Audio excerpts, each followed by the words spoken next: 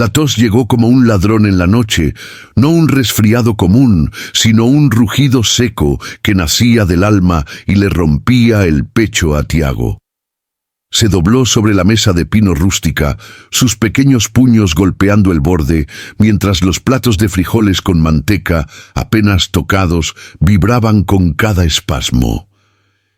Era la fiesta del patrono San Sebastián en Puerto Sereno, y el aire, denso con la promesa de la celebración y el olor a salitre y pólvora, se congeló alrededor del cuerpo tembloroso del niño. Su madre, doña Fátima, la mujer más respetada y temida de la comunidad por su porte inquebrantable, no se inmutó. Su rostro permaneció una máscara pétrea. Solo sus ojos, dos brasas oscuras, revelaban un dolor feroz, una rabia contenida, dirigida no a la enfermedad, sino al acto de exhibirla. Tiago, un niño de apenas 10 años, sensible y con una mirada de viejo sabio, ya no tosía solo la enfermedad. Tosía el secreto que su garganta se negaba a pronunciar. La culpa que le había sido impuesta como una armadura de plomo. Y era ese silencio autoimpuesto, la lealtad tóxica a su familia, lo que lo estaba asfixiando lenta y dolorosamente frente a una multitud que prefería el decoro a la verdad.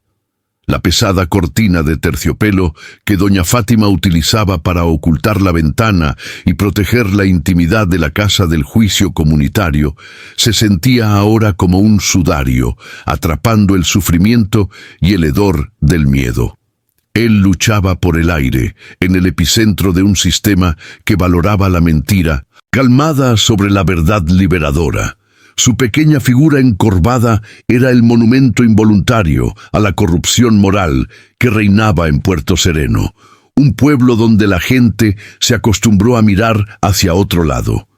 El sonido gutural, al romperse la tensión, no fue un llanto, sino la caída de su pequeño cuaderno de bolsillo, el único confidente de su sufrimiento que se deslizó bajo los pies de doña Fátima.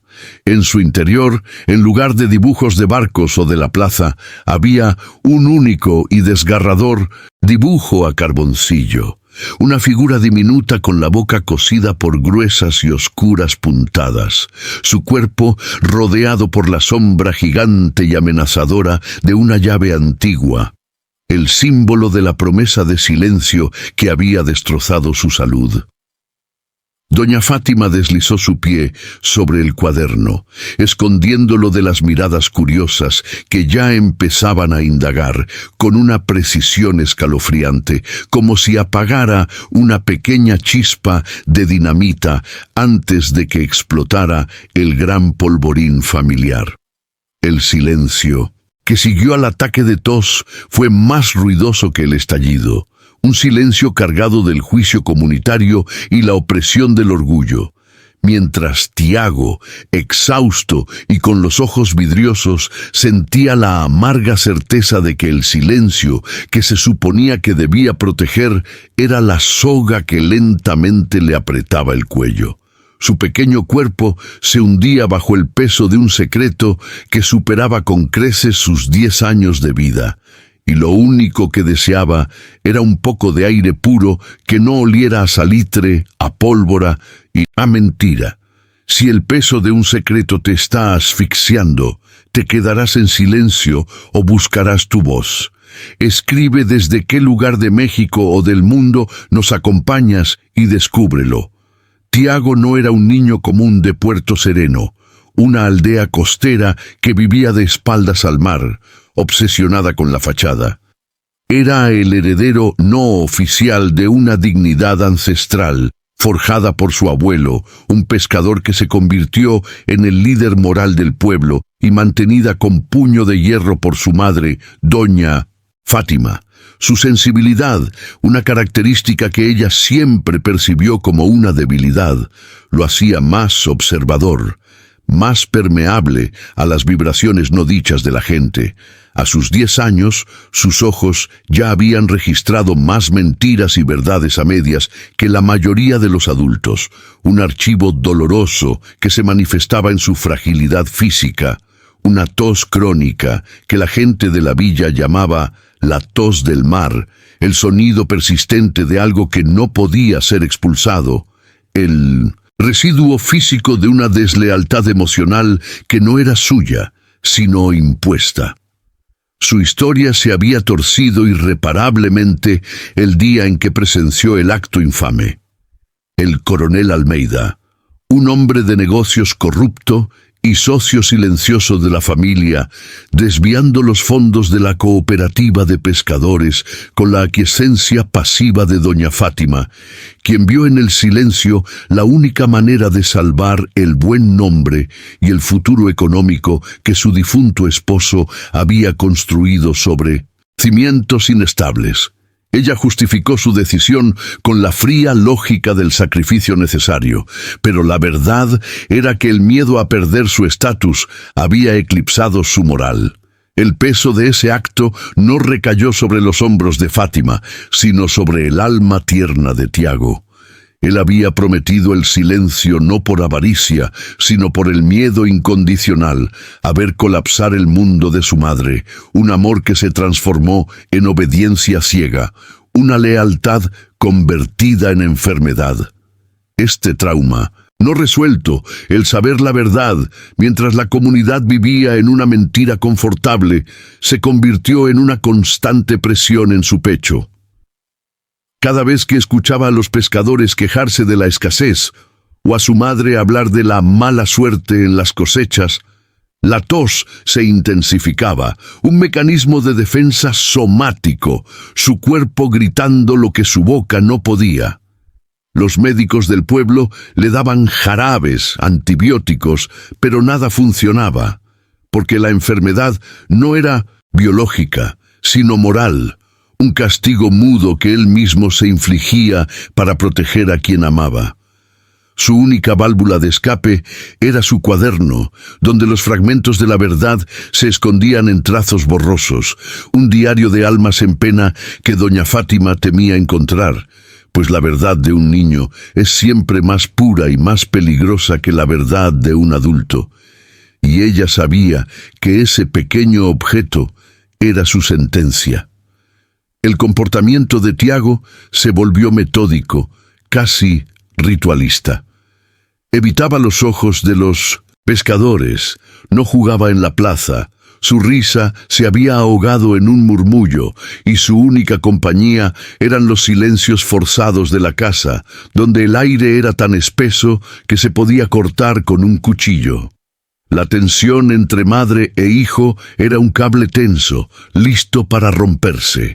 Ella intentando sofocar cualquier indicio de la verdad con gestos de cariño exagerados en público, él intentando no delatarse con cada espasmo. Este juego de máscaras llegó a un punto de inflexión durante la procesión, cuando la tensión lo hizo desplomarse. Una caída dramática que no fue un desmayo, sino una rendición del cuerpo. Un ultimátum físico que obligó a doña Fátima a actuar. No para buscar la cura, sino para controlar el escándalo, para reprimir el síntoma visible de su secreto, pues la enfermedad de Tiago era ahora la amenaza más grande para la fachada inmaculada que ella había construido sobre cimientos de barro y mentiras. Ella sintió el terror helado de que el juicio de Dios cayera sobre ellos en público. Doña Fátima, impulsada por el miedo a la exclusión social, lo llevó a la cabaña de la única persona en Puerto Sereno que se atrevía a vivir al margen de las reglas, la hermana Sofía. Esta mujer, vista como una curandera excéntrica, no era una doctora, sino una guardiana de la sabiduría antigua, que entendía que el cuerpo es el mapa honesto de las dolencias del alma. La cabaña de Sofía, apartada y llena de aromas a hierbas medicinales y tierra mojada, era un espacio de luz filtrada, un contraste violento con la oscuridad opresiva de la casa de Fátima. La hermana Sofía, con sus ojos color miel y manos suaves que sabían escuchar más que tocar, se convirtió en el catalizador que Tiago inconscientemente necesitaba.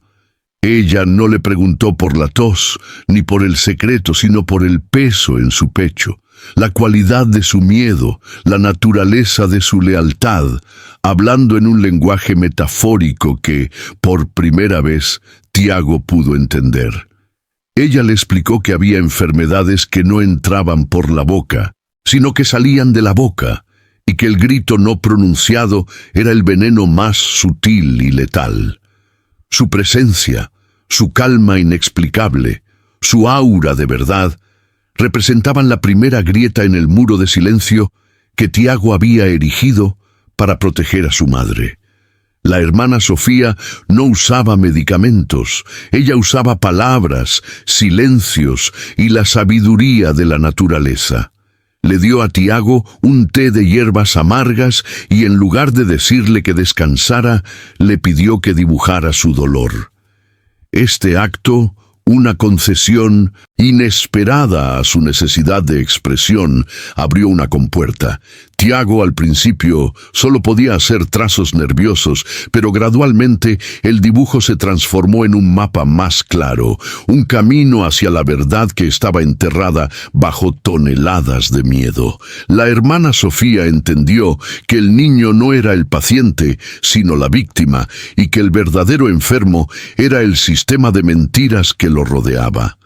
Ella le habló de la llave, el talismán que él llevaba siempre consigo, un regalo de su abuelo, explicándole que las llaves sirven para abrir, no para encerrar, y que la única forma de honrar el legado de su abuelo, el hombre de verdad, era soltando la llave, usando su boca. El dilema de Tiago se hizo insoportable. La voz de su madre en su cabeza, que le recordaba el pacto, el honor familiar, el miedo a la pobreza y a la exclusión, y la voz silenciosa de la hermana Sofía, que le susurraba la curación, la integridad, la simple y pura necesidad de respirar sin dolor. La tos se había convertido en un metrónomo de su conflicto interno, marcando el ritmo de su inevitable colapso. Cuanto más intentaba suprimir la verdad, más violento era el ataque. Doña Fátima, al ver que la medicina alternativa de Sofía no funcionaba de forma inmediata, sino que, por el contrario, estimulaba la agitación interna de Tiago, intentó retirarlo, convencida de que la curandera estaba poniendo ideas peligrosas en la cabeza del niño. Este fue el último intento de la madre por reafirmar su control, por sellar el secreto, una acción desesperada que solo sirvió para cimentar la convicción de Tiago. El silencio de su madre no era amor, sino una jaula de oro construida sobre las ruinas de su salud, y él tenía que elegir entre la jaula y el oxígeno. Tiago se dio cuenta de que su lealtad no era a su madre, sino a una imagen falsa que ella intentaba mantener, una figura pública que era un caparazón vacío, y que el verdadero acto de amor, la única forma de salvarla a ella y a sí mismo, era destruir esa imagen. La culpa que sentía ya no era por el secreto, sino por estar dispuesto a revelarlo, por el dolor que sabía que le causaría a su madre. Este complejo nudo emocional, esta batalla entre el deber y la supervivencia, lo llevó a un punto de quiebre, a una certeza. Si no hablaba pronto, el secreto no sería revelado por sus palabras, sino por su muerte, y esa sería la prueba irrefutable de la verdad que su madre tanto había intentado esconder. El peso de la llave en su mano se sentía ahora como el peso de un cadáver, el símbolo de una promesa que se había convertido en un veneno letal.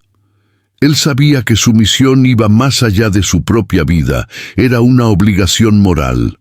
La hermana Sofía, en su último encuentro a solas, no le dio una orden sino una metáfora. Susurró, con esa voz que parecía venir de la tierra misma: «El cuerpo es como el mar, Tiago. Si retienes la marea, el mar se pudre. Tienes que soltar la ola, aunque el impacto asuste a la orilla y lo cambie todo. La verdad es el único tsunami que no mata, sino que limpia». Ella le acarició la mejilla, un gesto que infundió una extraña paz en el corazón atormentado del niño. Tiago asintió, una decisión silenciosa pero absoluta. No había heroísmo en su mirada, solo la resignación de quien acepta un destino trágico, pero necesario. Comprendió que el dolor de la revelación era el precio minúsculo a pagar por la posibilidad de volver a respirar libremente. La cabaña, antes un refugio, se convirtió en un campo de entrenamiento para la batalla final, donde el arma sería la palabra. Este consejo fue el catalizador definitivo. Tiago comprendió que la verdad era una marea ineludible y que su tarea ya no era proteger un secreto, sino soltar una ola. La debilidad física se transformó en una claridad mental inusual para su edad. Vio a su madre no como la guardiana severa, sino como una mujer aterrada, prisionera de su propio orgullo, y esa comprensión, extrañamente, le dio la fuerza que necesitaba. Ya no era un niño asustado, sino un mensajero involuntario de la verdad, cuyo cuerpo, al borde del colapso, era su única arma, la prueba visible del crimen moral cometido. Él ya no se preocupaba por la deshonra familiar, sino por la deshonra de la vida. Si moría en silencio, la mentira ganaría para siempre. El próximo paso sería en la plaza, en el corazón de Puerto Sereno, el escenario de la mentira, donde la verdad no podría ser barrida debajo de la alfombra. Tiago se preparó en silencio, guardando su trozo de carbón y su talismán, entendiendo que el escenario público era esencial. La revelación privada podía ser negada, pero el colapso en la luz del sol, frente a todos, sería innegable. Un acto de sacrificio que resonaría más allá de las paredes de su casa. Sabía que la confrontación con su madre sería dolorosa, el último intento de salvarla de sí misma. El sol se puso sobre Puerto Sereno, tiñendo el cielo de un rojo ardiente, un presagio dramático de la tormenta emocional que estaba por llegar. Tiago se sintió extrañamente tranquilo. Su miedo se había consumido por la necesidad de justicia. Tiago sabía que la única forma de que su madre entendiera la magnitud de su error era que la viera morir por su causa. No había otra ruta hacia la verdad, no había diálogos posibles en un mundo tan ahogado en la hipocresía. Su cuerpo, demacrado y al límite, se convirtió en el más elocuente de los testimonios, una evidencia irrefutable que ninguna influencia política o social de su madre podría refutar. Este entendimiento final, este abrazo a su trágico papel, fue el último aliento de su inocencia y el inicio de su viaje a la conciencia. Se levantó de la cama, recogió el cuaderno y lo escondió, sabiendo que su contenido era la prueba final, el martillo que rompería la campana del silencio. Su transformación era completa, de víctima silenciosa a catalizador consciente, listo para detonar la verdad en el corazón de la mentira comunitaria. La tensión se condensó en la plaza central de Puerto Sereno una tarde sofocante, durante la ceremonia de entrega de fondos para la reconstrucción de la cooperativa, evento orquestado por doña Fátima y el coronel Almeida para reforzar su imagen de benefactores. El aire estaba saturado de la falsa piedad de los discursos y el pesado olor a cera de las velas, un ambiente que Tiago, pálido y sudoroso, sentía como una prisión física. Su tos, que había disminuido temporalmente, regresó con una furia inaudita, un tambor de guerra en el silencio de la expectación. Estaba en la primera fila, al lado de su madre, cuyo agarre en su brazo era tan fuerte que le hacía daño, un mensaje silencioso de silencio, o atente a las consecuencias, pero esta vez Tiago no se encogió. El dolor físico, en lugar de paralizarlo, lo agudizó. Cada espasmo era un impulso para la libertad, el cuerpo gritando su última voluntad, Vio los ojos de su madre, no como los de una villana, sino como los de una mujer que se ahogaba en su propia mentira, desesperada por mantener la superficie calma, y la compasión fue más fuerte que el miedo. La plaza, con sus adoquines calientes y el polvo levantado por el viento, se convirtió en un tribunal a cielo abierto, donde la ley de la fachada estaba a punto de ser demolida por un niño. El coronel Almeida, con su sonrisa grasosa, comenzó a hablar de sacrificio y honor, y cada palabra era una puñalada de cinismo para Tiago, la última gota que desbordó el vaso. En el momento en que doña Fátima se puso de pie para recibir un reconocimiento simbólico, el cuerpo de Tiago se reveló por completo.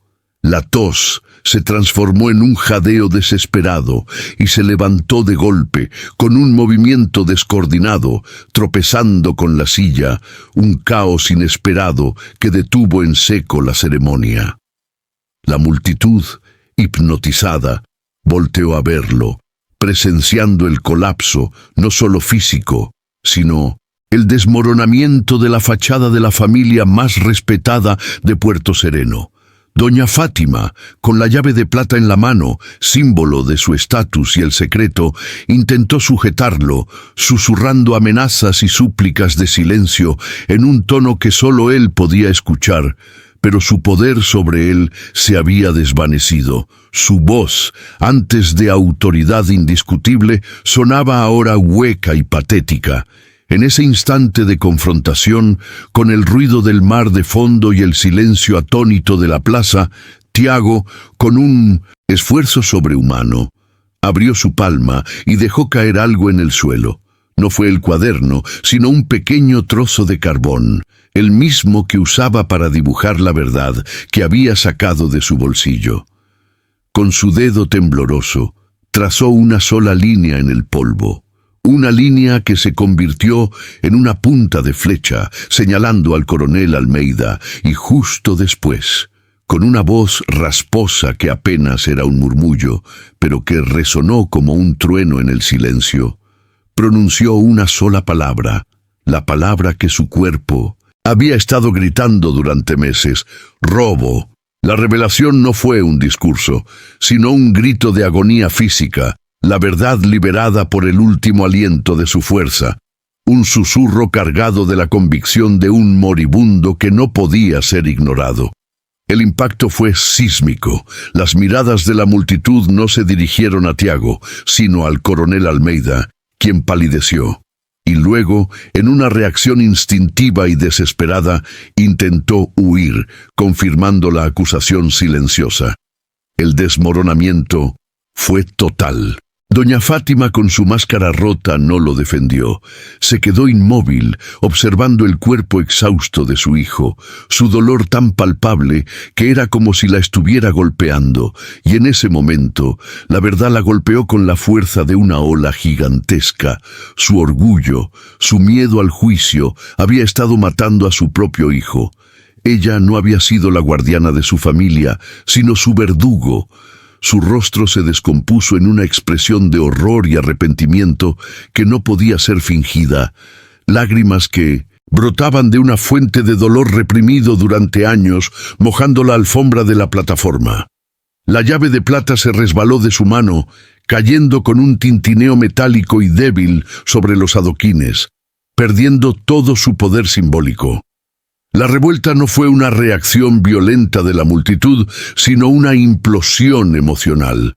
Los pescadores, entendiendo la verdad detrás de las palabras y el colapso de Tiago, no atacaron al coronel Almeida, sino que se acercaron a doña Fátima con rostros de profunda decepción. La humillación pública fue su castigo inmediato, el fin de su reinado basado en la mentira. Tiago, agotado, se desplomó, no en la tierra, sino en el regazo de su madre, un acto de vulnerabilidad que la obligó a dejar de lado la fachada y el orgullo. Ella por primera vez no sintió vergüenza, sino una inmensa piedad por el pequeño cuerpo que había sacrificado su salud por su ceguera. El toque de su hijo fue como un rayo que desintegró su ego, y en lugar de levantarlo con ira, lo Sostuvo con una desesperación maternal pura sin importarle las miradas. Doña Fátima, abrazando a Tiago, sintió el peso de la llave en el suelo, no como un símbolo de poder, sino como un grillete.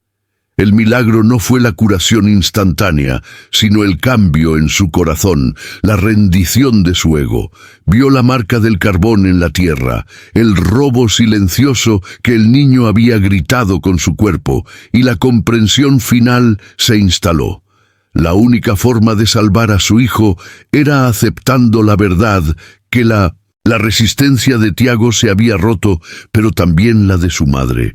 La revelación no había sido un final, sino un brutal, pero necesario despertar. La multitud se dispersó en un silencio reflexivo, sin celebrar la caída, sino reconociendo su propia complicidad en el sistema de silencio. El acto de Tiago había limpiado el aire de Puerto Sereno, no con un castigo, sino con una verdad dolorosa que resonó en el alma de cada uno, forzándolos a enfrentar las mentiras pequeñas y grandes que sostenían sus propias vidas. El cuerpo de Tiago estaba roto, pero su espíritu finalmente era libre. La atmósfera, antes opresiva, se sintió de repente ligera, como si la niebla de la hipocresía se hubiera disipado de golpe, dejando al descubierto la fragilidad y la humanidad de todos los presentes. El silencio final se instaló como un juicio. Doña Fátima, sosteniendo a Tiago, sabía que su vida de fachada había terminado, que el precio de la verdad era su reputación, pero que la recompensa era el aliento de su hijo. El coronel Almeida fue detenido por algunos hombres del pueblo, pero el verdadero castigo para doña Fátima fue el dolor en el cuerpo de Tiago. La escena se convirtió en un monumento a la lealtad infantil malentendida y al ego materno, un recordatorio sombrío de que el amor, cuando está mal dirigido, puede ser más destructivo que el odio. La hermana Sofía, que observaba desde la periferia, se acercó, no para juzgar, sino para ayudar, sus manos extendidas en un gesto de redención que ya no era solo para el niño, sino para la madre quebrantada. El hospital improvisado en la cabaña de la hermana Sofía se convirtió en el punto de inflexión. Días después del colapso, Tiago no se curó mágicamente, pero el origen de su enfermedad se había secado. Su respiración, aunque todavía débil, era profunda, sin el sonido lacerante de la tos. El cuerpo no era más que un eco de la batalla, pero su alma había recuperado su oxígeno. A su lado, doña Fátima, sin la opulencia de su casa y sin su traje de guardiana del orgullo, se sentaba en un taburete de madera, sosteniendo su mano, sus ojos ya no duros, sino llenos de una ternura recién descubierta. Había perdido su estatus, su posición en la comunidad estaba pendiendo de un hilo, pero había recuperado a su hijo. La llave, el talismán del secreto, ya no estaba en su mano, la había tirado al mar, un acto simbólico de liberación que la despojó de su última pretensión, entendiendo que el verdadero valor no residía en lo que poseía, sino en la verdad que había enterrado. Tiago abrió los ojos, no con reproche, sino con una calma que desarmó a su madre. Él no era más el niño silencioso y enfermo, era el niño que habló, el mensajero de la verdad que sin querer había salvado a su pueblo de una podredumbre moral lenta. Su nueva jornada comenzó con un simple acto. Doña Fátima, en lugar de ordenar, le preguntó qué quería comer. Y Tiago, por primera vez en mucho tiempo, respondió con una sonrisa genuina. Había una fisura en el muro de su relación, una grieta por donde la luz de la honestidad podía entrar, y eso era suficiente. La vida en Puerto Sereno no volvió a la normalidad. La verdad había dejado cicatrices, pero también había abierto un camino para la reparación, un proceso lento de luto por la ilusión y aceptación de la realidad. Y los pescadores, con la cabeza baja, comenzaron a buscar a doña Fátima, no para juzgar, sino para escuchar y para iniciar la reconstrucción de la y cooperativa. Doña Fátima se puso de pie, su figura todavía imponente, pero ahora marcada por la humildad, y miró a la hermana Sofía, un gesto de reconocimiento que valía más que 1000 discursos. Se acercó a Tiago, acariciando su frente febril, y susurró una frase que no era solo para él, sino para el mundo que los había presenciado. Tu cuerpo nos gritó la verdad, Tiago, y tú me enseñaste que la verdadera lealtad es a la verdad, no a las apariencias. Ahora, mi vida no es mía, es para reparar lo que mi silencio destruyó. Este compromiso, expresado en voz baja, fue su primer paso en la redención, el juramento de que la mentira no volvería a ser el cimiento de su hogar, y una aceptación total de la pérdida de su estatus, comprendiendo que la riqueza de un alma íntegra superaba cualquier título social. El mundo vio su caída. Ahora muestre su redención. El niño cerró los ojos, no por agotamiento, sino con la paz de quien ha soltado una carga monumental. La última imagen es la de Doña Fátima, no con los ojos puestos en la puerta temiendo el juicio de la gente, sino en Tiago, asegurándose de que su respiración fuera rítmica y libre. La historia de Tiago es un recordatorio de que a veces el acto más valiente es el más vulnerable, y que la enfermedad no siempre es un castigo, sino un mapa honesto que el cuerpo dibuja de las mentiras que el alma se niega a confesar. La curación de Tiago sería larga, pero la de Puerto Sereno había comenzado con el susurro roto de un niño y la verdad que no pudo retener. La lealtad tóxica había sido reemplazada por la única lealtad que importa, la lealtad a uno mismo. Sé parte de este viaje. Suscríbete al canal para no perderte las próximas historias que te harán pensar y sentir.